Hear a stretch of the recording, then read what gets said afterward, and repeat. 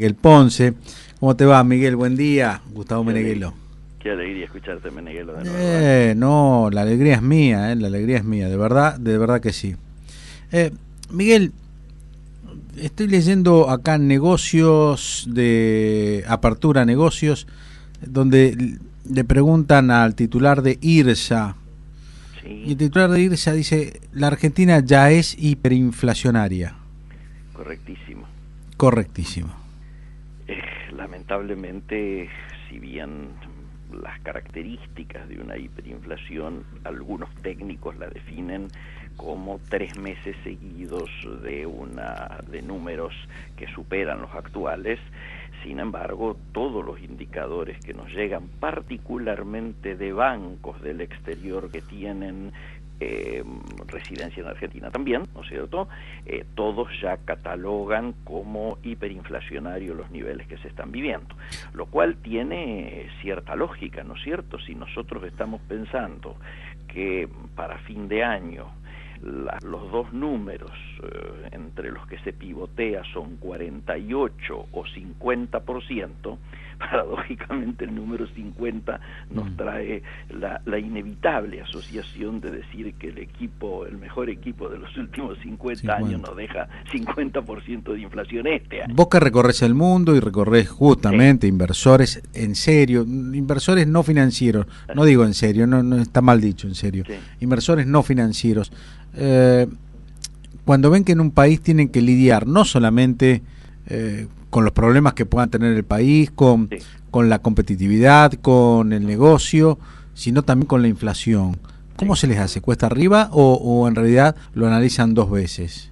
No, por supuesto. Yo vengo de estar hace relativamente poco, menos de un mes, 20 días afuera, justamente en Europa, cuando se pensaba que había una expectativa de firma del acuerdo Unión Europea-Mercosur muy rápida, y lógicamente todos mis clientes estaban con la preocupación de ver cómo nos posicionábamos, qué tipo de mejora, cómo se podía aprovechar mejor esa circunstancia. A los 2 días de llegar me cambió el panorama porque Unión Europea arregló con Estados Unidos, por lo tanto el tema con Mercosur se patea para más adelante ya sin urgencia. Pero Sí, además Bolsonaro que viene ahora, ¿no? Sí, señor, además de los propios problemas que vamos a originar en el mismo Mercosur, ¿no es cierto?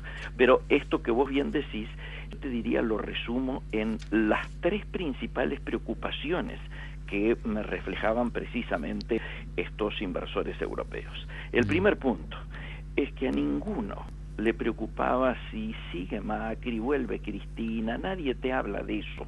El segundo punto es, el primer punto de preocupaciones, señores, ante los groseros niveles de endeudamiento y la velocidad de ese endeudamiento al que han llegado, ¿van a estar en capacidad de originar repago? El segundo punto fuerte es, ¿los argentinos alguna vez van a poder elaborar políticas a largo plazo, reglas de juego a largo plazo y cumplirlas? Porque claro, ellos han padecido algún no cumplimiento, te acordarás. Y el último punto, que es el que más nos duele o más nos tiene que doler, y que ya no es una pregunta, sino que es más bien una constatación o una aseveración por parte del lado de ellos, tiene un cariz dramático, que es el asombro que tienen sobre el bajo nivel o la mediocridad de la dirigencia política argentina. Y cuando digo política me refiero a todos los sectores, política de gobierno. Y dirigencial completo. Claro. Porque no pueden creer que un país que puede dar de comer a 400 millones de personas, tenga un tercio de sus habitantes bajo la pobreza y tenga casi un 40% de sus chicos en edad escolar con problemas de nutrición. Bueno, este tipo de situaciones, vinculada precisamente a que uno no se asombra estando allá cuando te dicen que estás con un 3, 4% o 5% como vamos a tener este mes de inflación, lo que para ellos sería una grosería si fuera a nivel anual. Para nosotros es un tema a nivel mensual. No pueden creer que no hayamos logrado resolver un tema que en todos el mundo lo resolvió. Sí. Sí. Ahora si escuchan que 16% mayorista, se pegan un tiro, ¿no? Se pegan un tiro, esto es lo preocupante, por eso hablamos del 50%. Ahora, me interesa mucho recién los 3 puntos que me dijiste, agarrarme del primero. Cuando me decís, no me interesa ni Cristina, ni Macri, ni Juan, ni Pérez, sino a este nivel de endeudamiento, si van a tener capacidad de repago. Entonces yo te haría otra pregunta a vos.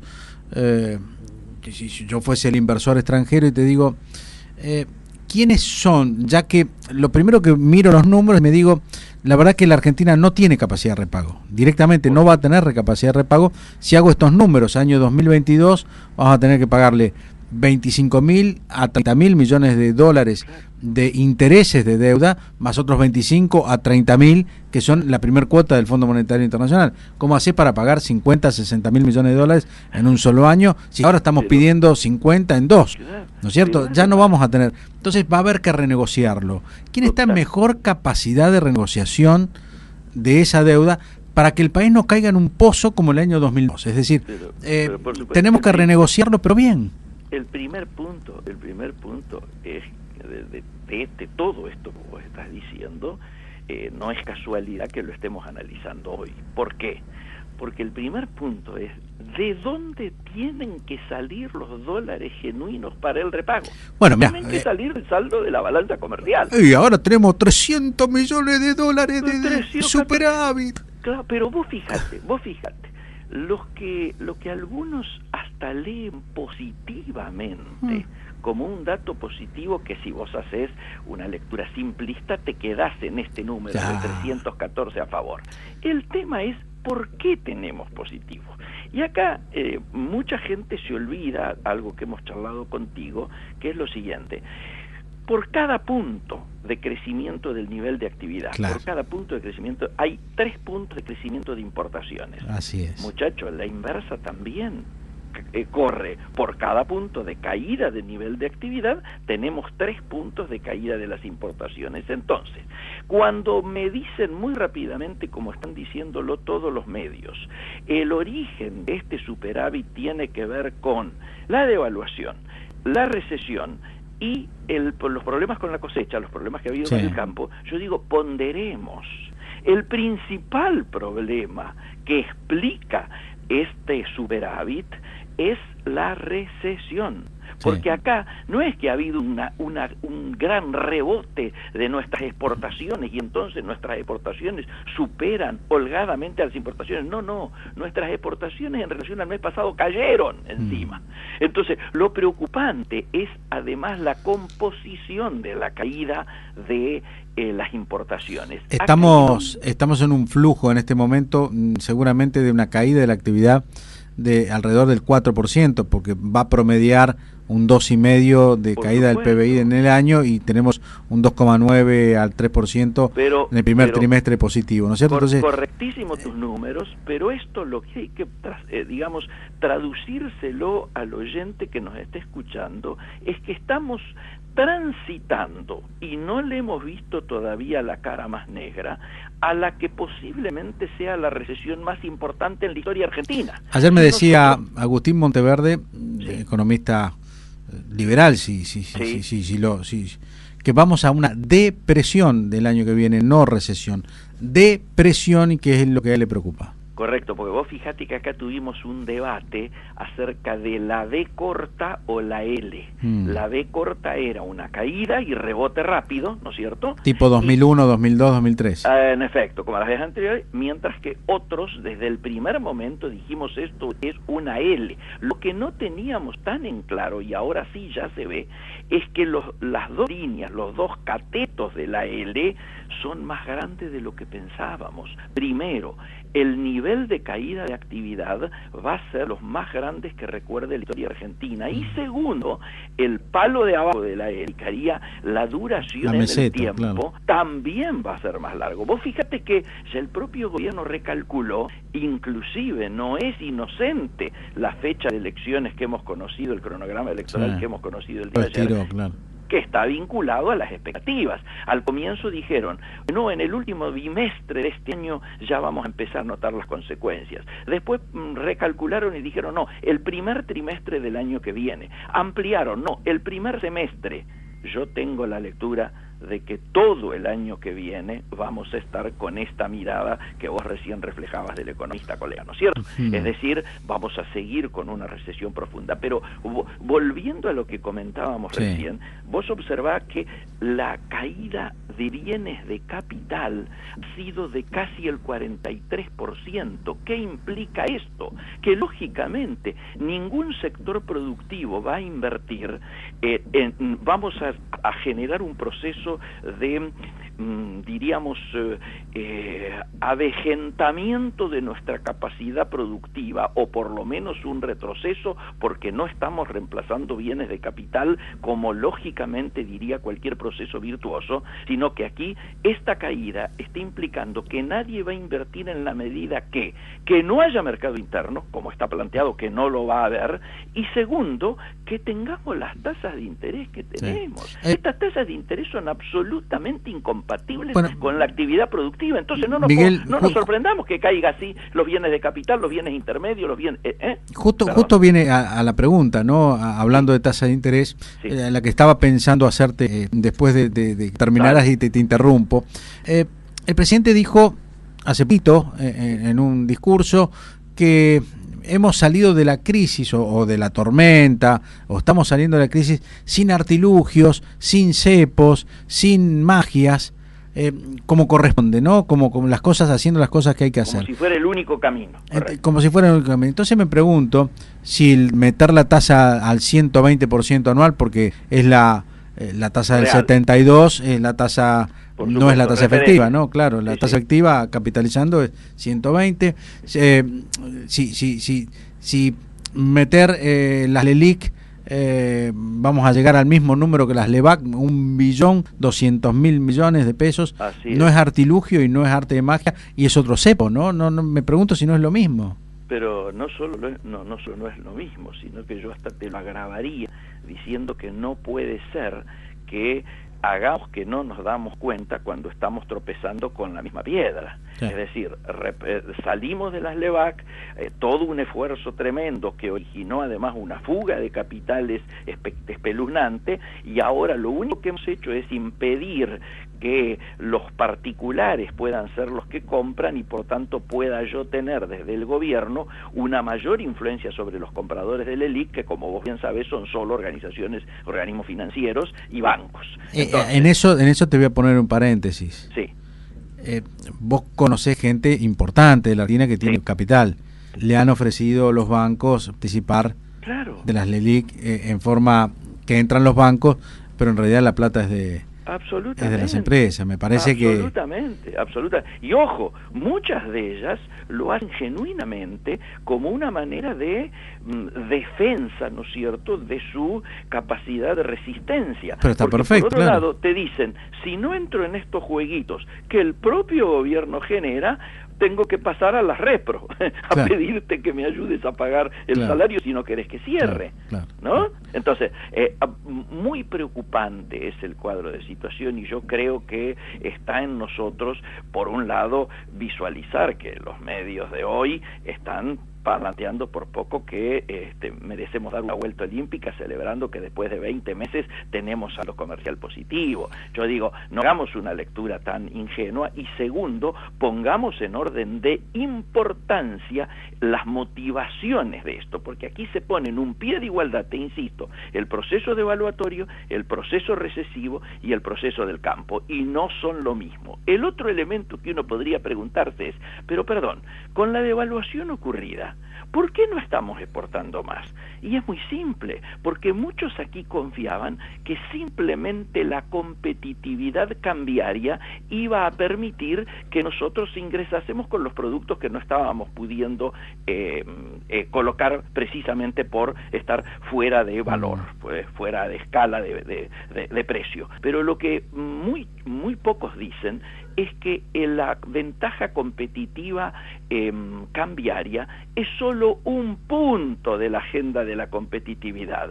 Si continuamos teniendo los impuestos sobre la producción y el trabajo más caros de todo el barrio, si continuamos con los costos logísticos, que ahora el presidente mismo está reconociendo y hace, si bien algunos dicen que en realidad es para atacar a la familia Moyano, lo que en realidad uno tiene que pensar es que objetivamente los costos logísticos como están no pueden continuar. Si no hay apoyo crediticio para las empresas exportadoras, ¿cómo lo puede haber con estas tasas que comentábamos recién? Si no se elaboran programas específicos para cada una de las economías regionales, no es lo mismo el trato de los limones tucumanos que el de la cuenca lechera donde están ustedes, ¿no es cierto?, de Santa Fe o el biodiesel. Y Córdoba, no es lo mismo. Entonces yo estoy planteando, además de la crítica y de la lectura que uno hace de la realidad, propuestas que tiendan a revertir esto, y una muy novedosa que ha caído muy bien en varios de los sectores es pensar que la banca nacional, incluyendo el Banco Central, debieran ser federalizados. ¿Por qué? Porque no, cuando se toman medidas, en Estados Unidos es así, los gobernadores colocan gente en la Fed. ¿Por qué? Porque saben que ciertas economías regionales se ven perjudicados por medidas que pueden favorecer a otras economías regionales. Ahora vos sabés que es muy bueno, pero muy bueno lo que estás diciendo. Lamentablemente estamos con... Vos sos de Capital. No, yo soy del Chaco. Ah, vos sos del Chaco. Vivo en Capital. Vivís en Capital. ¿Estarás viendo... ¿Vas a Chaco a visitar a la familia? No, ya no me ha quedado ya no te por allá. Bueno, pero recorres el interior. Sí, recorro el interior permanentemente. Nosotros cuando yo voy a Capital Federal y veo, digo, che, están haciendo una autopista subterránea en Puerto Madero. Claro. Están haciendo el soterramiento del Sarmiento. El colectivo, voy allá, me dejo el auto en estacionamiento, me voy al subte. Voy subte y vale 12 pesos, acá el colectivo vale 18, claro. y con 12 hago voy, vengo, salgo, dentro. Algo pasa, ¿no? Me parece que el interior... tal vez no vayamos muy seguido a Buenos Aires o no van muy seguido a Buenos Aires y ven estas diferencias. Cargo nafta a 36,50 la super, 38, casi 39, 40 pesos la Infinia, y resulta ser que acá vale 50, ¿no? Sí. 25% de diferencia. 25% de diferencia. Digo, y para todo hay una explicación. Y vos me estás planteando el Banco Central Federal, el año del qué sé yo, el año el año chino del gato va a ser el Banco Central Federal con lo que tenemos, ¿no? Me parece que... Has estado muy creativo. No, me parece que un elemento que de en situaciones como estas, en las cuales los votos del interior son necesarios, como es lo que vamos a ver en el día de hoy, en estas horas, la aprobación del presupuesto, esos son los momentos en los cuales el interior se tiene que dar de pie y decir, señores, nosotros somos responsables, estamos dispuestos a que el gobierno tenga su presupuesto, pero... levantamos la banderita del interior y decimos, no pueden continuar las inequidades, las asimetrías que hay en costos y en protagonismo, ¿no es cierto? Fueron muy mezquinos los gobernadores pidiéndole provincia por provincia un sándwich de mortadela a cada uno, ¿no? Sí, cuando además deberían juntarse y regionalmente decir, no te van a poner un director por cada provincia, pero te pueden poner un director que represente a la cuenca lechera, un director que represente a la fruticultura, un director que represente a los sectores más vinculados al agro. Sí, acá tenemos la región centro de Entre Ríos, Córdoba y Santa Fe. Y eso puede es claramente factible. Pídanle a la Fed cómo está, la carta orgánica de cómo está constituida en los Estados Unidos. No ahora, si te escucha Milei, te dice, no, el Banco Central hay que poner una bomba, hay que poner una bomba. Son puntos de vista, ¿no? Son puntos no, pero es muy bueno, ¿no? Una federalización del Banco Central. No, pero además para que pongan, claro, porque cuando digan, la tasa es tanto, no, espérate, anda a cambiar un cheque en el Chaco, que es donde sos vos. Tenemos, o los cordobeses puedan decir, no, muchachos, esto jode todas nuestras autopartistas. Claro. Este tipo de cosas. Me parece que, además, obviamente, es fácil hacer de observador y tratar de interpretar la realidad correctamente, lo mejor posible, etcétera. Pero además hay que proponer salidas. Cada vez que hablo con vos yo vengo diciendo, señores, si hubiéramos hecho, todavía estamos a tiempo, ahora ya desde otro lado, ¿no es cierto? Si hubiéramos largado un acuerdo político, económico y social en el que muchos no creen, llámenlo como quieran, no quieren a emparentarlo con la Moncloa, no lo emparenten, llámenlo como quieran, pero algo tiene que hacerse. Me dicen que en 15 días lo iba a ocurrir la próxima semana, pero ahora con los líos del Papa y compañía, sí, habría una convocatoria de la Iglesia también en la misma dirección. Se los está pidiendo el Fondo Monetario Internacional, sí, que quiere que su programa tenga el aval para que, como debe continuar en el próximo gobierno, haya garantías de que va a haber cumplimiento, sí, y no decir vamos a un nuevo default y que se acabó todo, ¿no? Sí, sí, me parece que hay justamente la pregunta que te hacía antes, ¿quién está en mejor condición de resolver esto en el futuro gobierno? Algunos dicen, ¿cómo llegamos al futuro gobierno? Bueno, llegamos al futuro gobierno y la mejor forma de resolverlo, sin otra vez un default como allá por el año 2002, claro, que nadie lo quiere, nadie quiere volver a eso. Nos habíamos ilusionado con que la salida, ¿no es cierto?, y la vuelta a los mercados internacionales iba a permitirnos conseguir créditos a largo plazo. ¿Para qué? Para las obras de infraestructura y las obras que tienen que ver con la baja de la logística, ¿no es cierto?, de costos logísticos, nos permitieran sí encarar una etapa que fuera favorable para las exportaciones.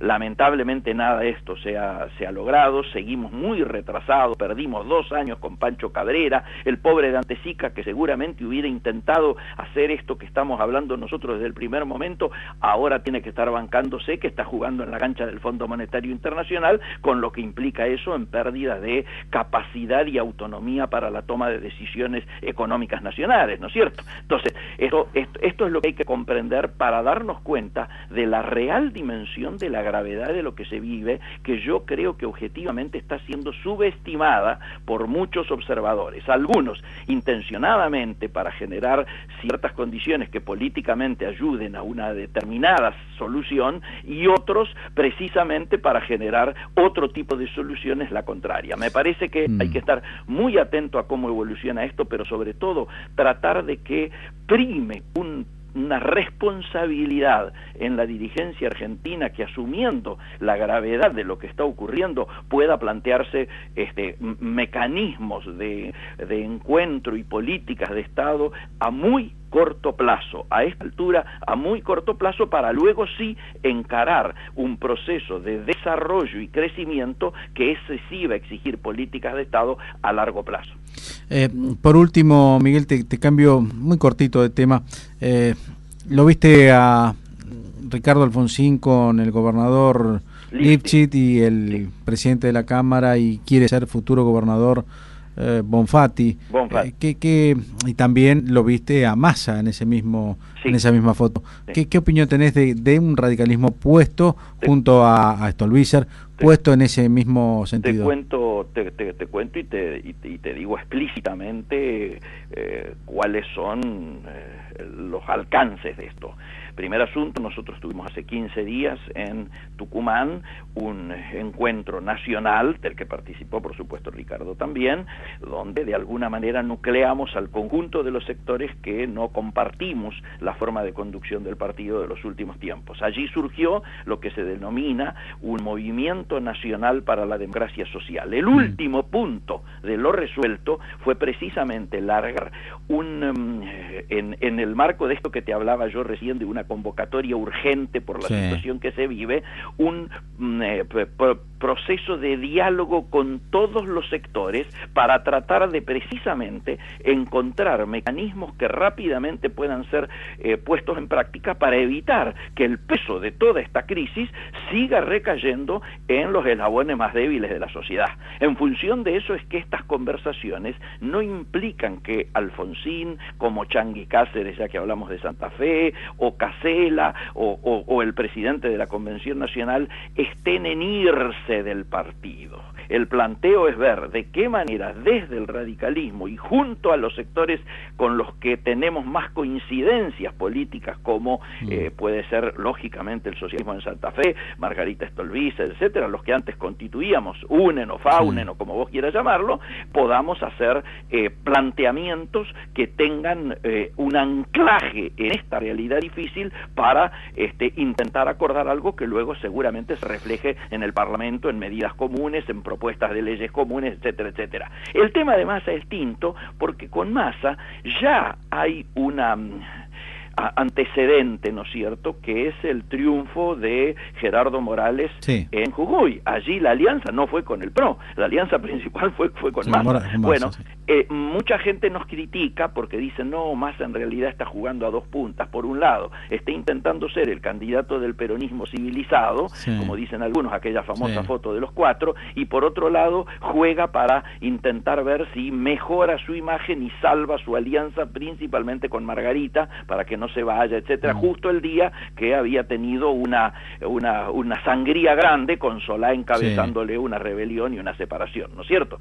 Por ese lado viene el asunto. Yo creo que el radicalismo va a continuar acumulando poder en los sectores que hoy están teniendo una mirada muy crítica del momento que se vive y sobre todo de la forma en que la conducción se ha manejado hasta ahora, pero por otro lado vamos a ser orgánicos y estamos exigiendo, como ocurrió el día viernes a través del presidente de la convención, que convoquen a la convención nacional. ¿Por qué es importante esto? Porque es la que fija política de alianzas. Así como en Gualeguaychú se resolvió, algunos perdimos, otros ganaron, pero el radicalismo orgánicamente aceptó esa decisión. Ahora estamos en un planteo de que si no convocan a la convención, estamos dispuestos a judicializar la resolución que se adopte, porque solamente puede ocurrir a través de la convención. Gracias, Miguel. Chau, hasta luego. Miguel Ponce, ex secretario de Comercio Exterior de la República Argentina, ex director gerente de la Sociedad de Comercio Exterior, y un hombre dedicado a la política radical, si se darán cuenta, pero radical del lado de Alfonsín, del lado en contra actualmente del propio gobierno.